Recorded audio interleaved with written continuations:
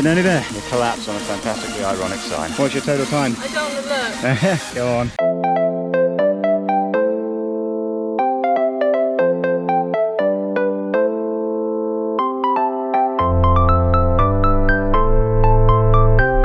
Hey everyone, welcome back to my channel.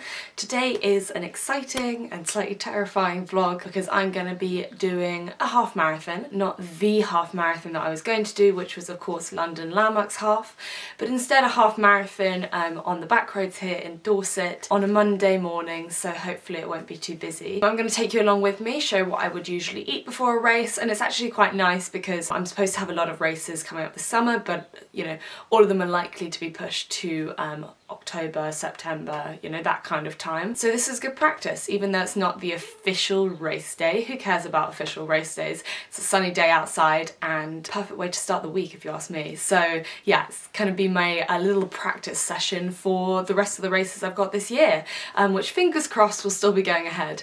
So I'm going to take you downstairs, go grab some breakfast, and then we're going to be heading off in about 2 hours.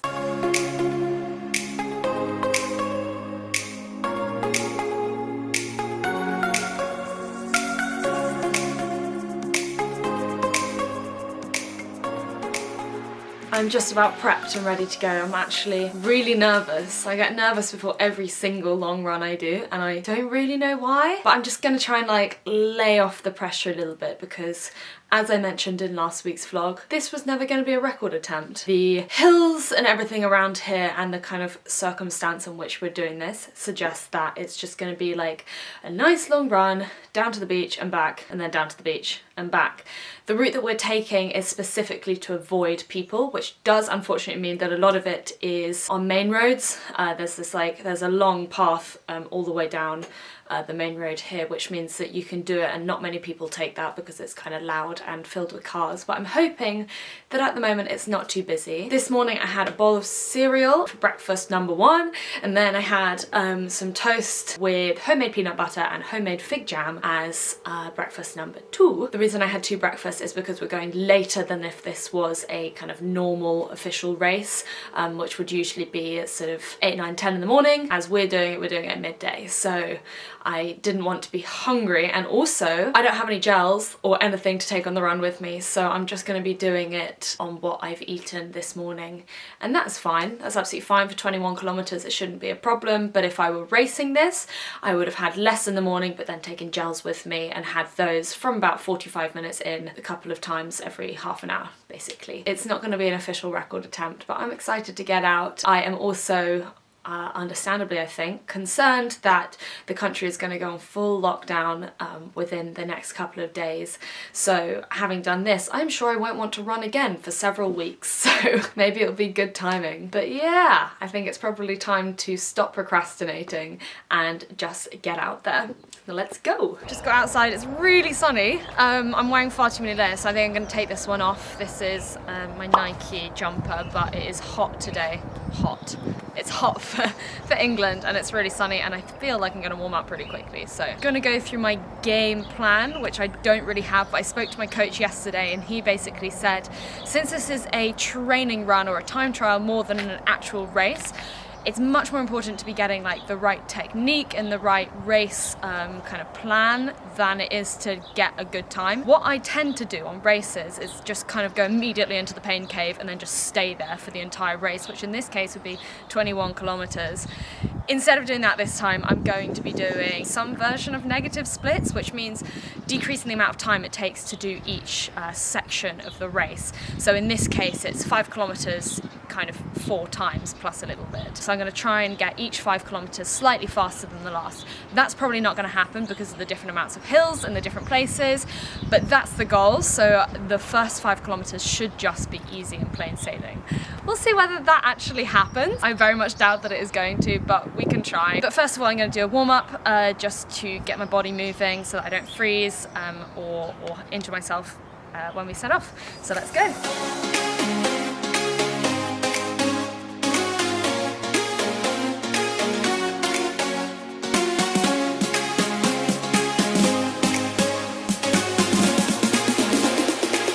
So the point in doing these is basically to warm up your posterior no chain. When people run, or when I run definitely, I tend to use my hip flexors and my quads, which means that I'm not running efficiently, and it can make your hip flexors, you've probably felt this if you've gone on a long run and you haven't felt exactly prepared for it, that your hip flexors take over and you get really sore on the front of your legs. I get that, my quads hurt and my hips hurt, and basically I just end up like waddling along with straight legs.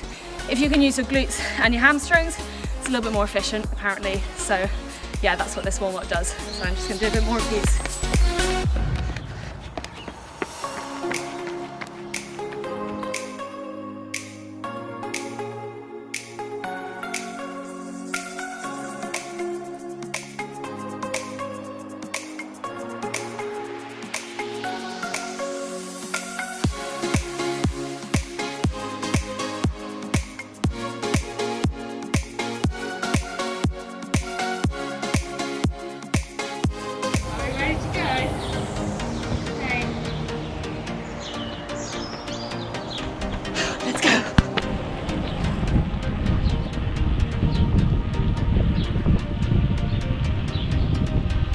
Couldn't keep up. Powering away.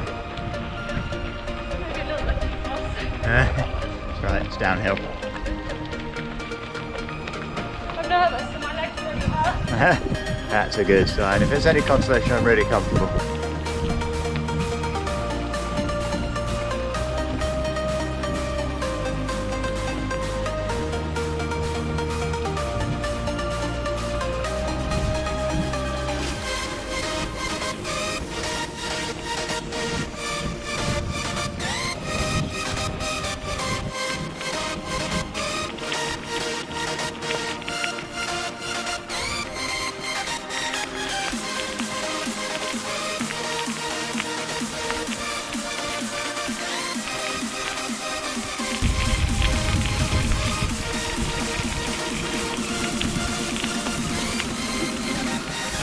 Oh yeah, you're always hard to catch up with.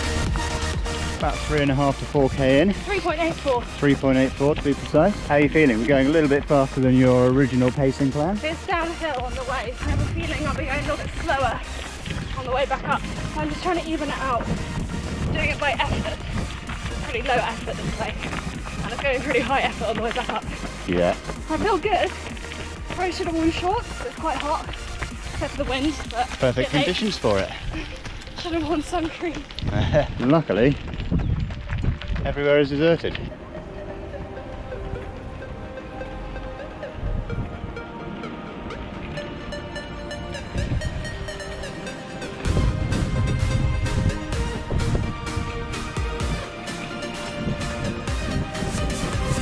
Hey, my 5k PB. Wow, pretty good, and not that surprising.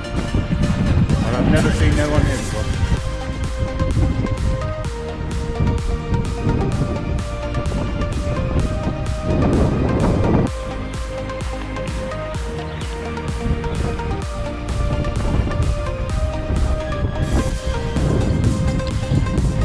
Okay, we're about 7 and a bit. 8 bit. 8k in, still going above pace. We're not going downhill now, what's the excuse? So now you get out early, die early on. Is this feeling a comfortable pace? As comfortable as running ever feels? Yeah. And we can maintain this for the rest? No. But when you see that finish line? You don't even know where the finish line is. That's true. Just keep going until 21k.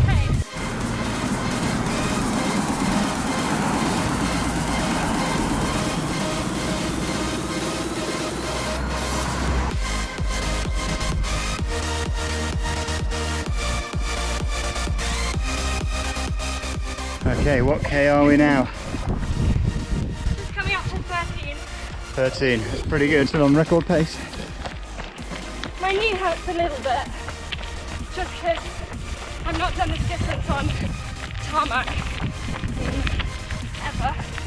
So, be interesting to see how it holds up on the way back up again. But I don't know, I'm kind of trying to rest down the hill, and then the hard work begins on the last 6k back up. Okay, what kilometre are we at now? Ooh, my watch says too many. Too many. More than one then? Only 13.6. But I worry that the GPS is a bit wrong because we measured this out before and I should be coming up to, well, I should be just over 14 now. So it's not that much out, but enough to be painful, I reckon. Out in the wrong direction. Yeah. That's good. Are you doing well? How are your lungs? Lungs are fine. My knee's a bit funky. Your leg's going to go before your lungs. Yeah.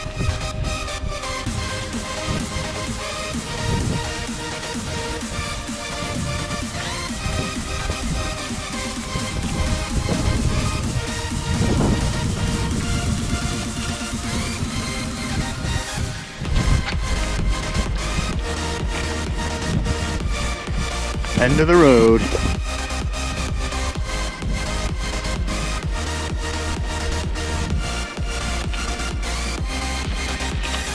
That's it. Onward.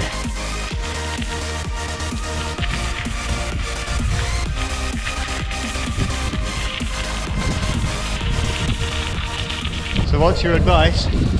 Now you're at the 2/3, 3/4 stage for when people get to this stage and just feel like they can't carry on. Try and keep form. That's all I can do right now. Just to keep trying to run right. It's quite difficult.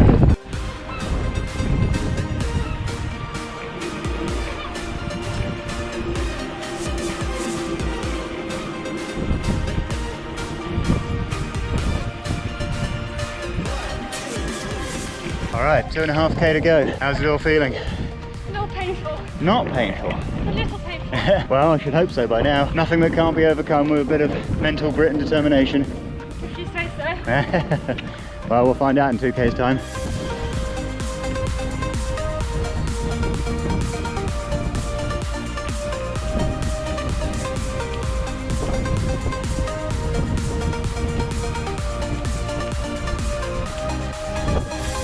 All right, final uphill. It's heaving with traffic.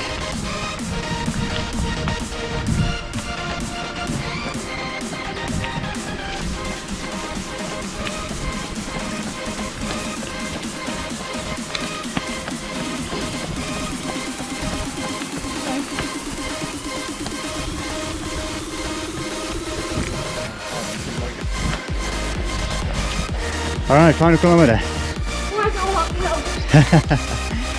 Well, what goes up apparently keeps going up. You got a final 700 metre downhill push.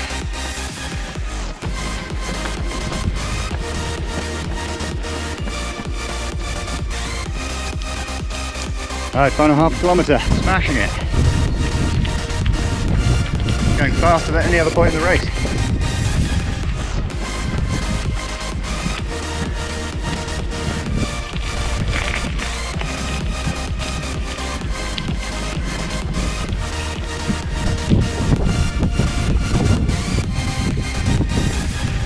All right, nearly there.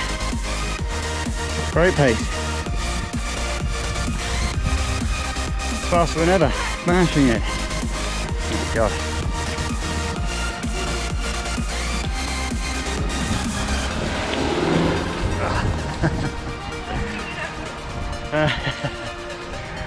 Oh, you're done.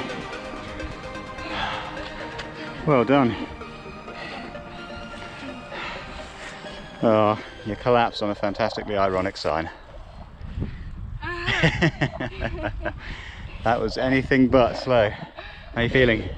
Oh, I'm so exhausted, but good. That was my ultimate goal pace, I think. You didn't drop below 12 kilometers an hour the whole way, and most of it was 13. What's your total time? I don't want to look. Go on.